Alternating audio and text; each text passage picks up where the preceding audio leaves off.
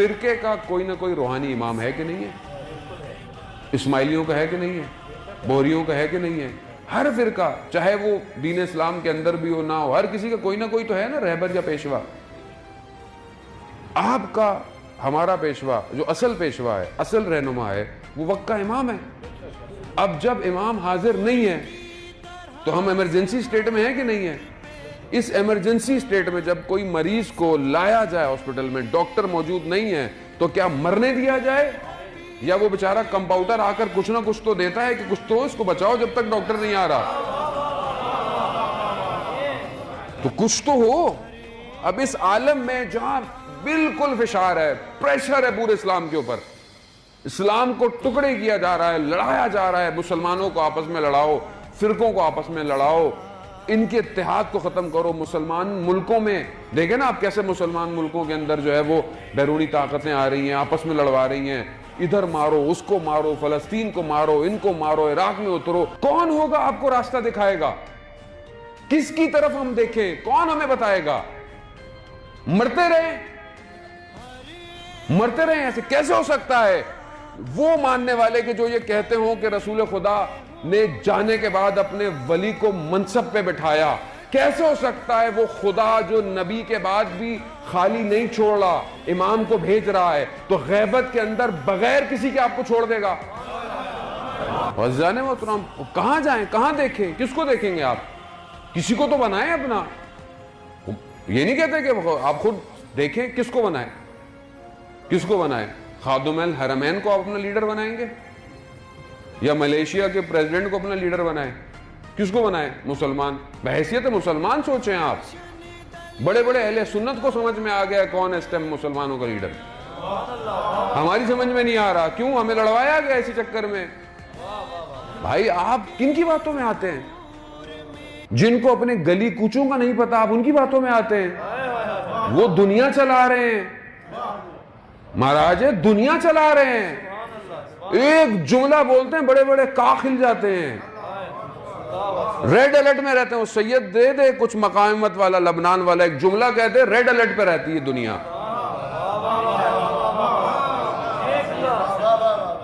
اور ہم لوگ کہتے ہیں یہ ایسے ہیں، یہ ایسے ہیں، یہ ایسے ہیں۔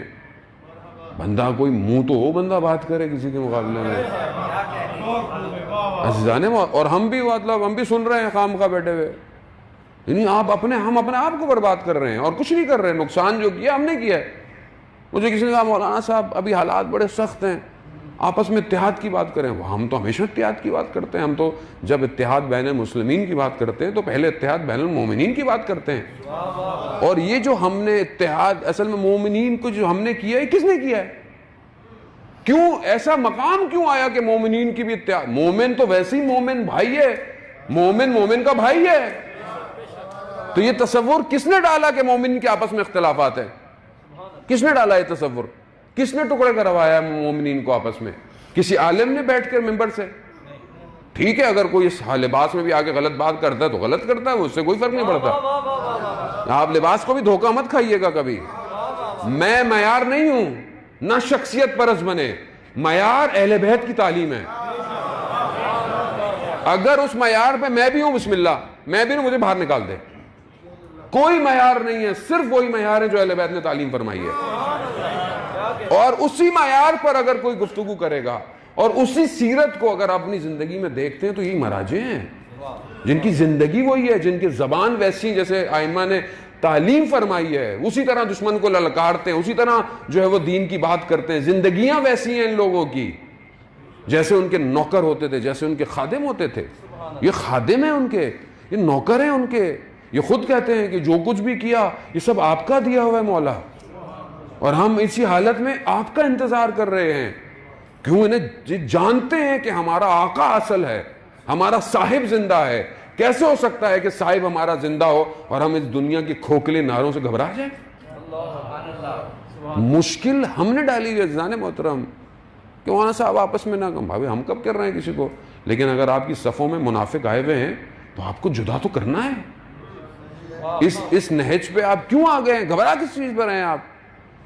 یعنی اب آپ جو ہے وہ غلط کو غلط بھی نہیں بولے، یعنی اب یہ آپ کی حالت آ گئی ہے۔ تو پھر عزیزان محترم پھر ہم مجلس پڑھنا چھوڑ دیتے ہیں. اگر آپ کو غلط بولنے میں تکلیف اور برا لگ رہا ہے تو پھر ہم نہیں پڑھتے مجلس, نہیں پڑھتے. آپ پڑھوائیے سب سے, لے جائیں قوم کو جہاں لے کے جانا ہے آپ نے. ہم تو ویسے بھی لیڈر نہیں ہیں, نہ ہم نے کبھی بولا کہ ہم لیڈر ہیں. ہم تو خط مقدم کے سپاہی ہیں کہ پہلے اگر گولی آئے تو اپنے سینے پہ کھاؤ, اگر کوئی تیر آئے تو اپنے سینے پہ کھاؤ پہلے, اور وقت کے امام کو بچاؤ. اور کل کو سوال نہیں کیا جائے گا امت سے کہ تم نے ہمارے پیچھے کیا کیا. تیار نہیں تھے. تیار کیسے ہوں گے جب آپ کو کوئی ڈائریکشن ہی نہیں مل رہی؟ آپ ایک ڈائریکشن کی طرف متوجہ ہو. عزیزان محترم, کئی سال ہو گئے اس قوم کو اندر سے توڑا گیا ہے. سمجھنے کی کوشش کریں, جب آپ ایک طرف فوکس ہوں گے دشمن آپ کو کبھی کچھ نہیں بگاڑ سکتا. ایک متحد ہونے کی ضرورت ہے. سب کو, علماء ہوں, ذاکر ہوں, نواخواں ہوں, مرثیہ ہوں, انجمنیں ہوں, ٹرسٹیں ہوں, ایک طرف متوجہ ہوں. یہ دشمن نے کام کیا ہے کہ آپ کو آپ کے اصل سے توڑا ہے. آپ کا اصل جو تھا وہ یہی تھا نا کہ جہاں سے آپ کا دین نشت لے رہا ہے, اس سے توڑا ہے آپ کو, اور توڑ کر آج اس مقام پہ لے آیا ہے کہ آپ کے سامنے یہ سارے حالات جو ہیں وہ ہو رہے ہیں. یہ دشمن کی پرانی سازش ہے. ڈیوائیڈ اور رول کرو ان کے اوپر, اور آپ دیکھ لیں کہ یہ کون ڈیوائیڈ کرتا ہے اور کہاں سے پیسہ آتا ہے اور کون تباہ کر رہا ہے قوم کو.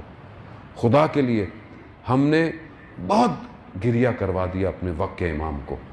اب اور زیادہ گریہ نہ کروائیں. اپنی ذاتوں سے باہر آئیں, اپنے نفسوں سے باہر آئیں, امام کے لیے زندہ رہیں اور امام سے دعا کریں.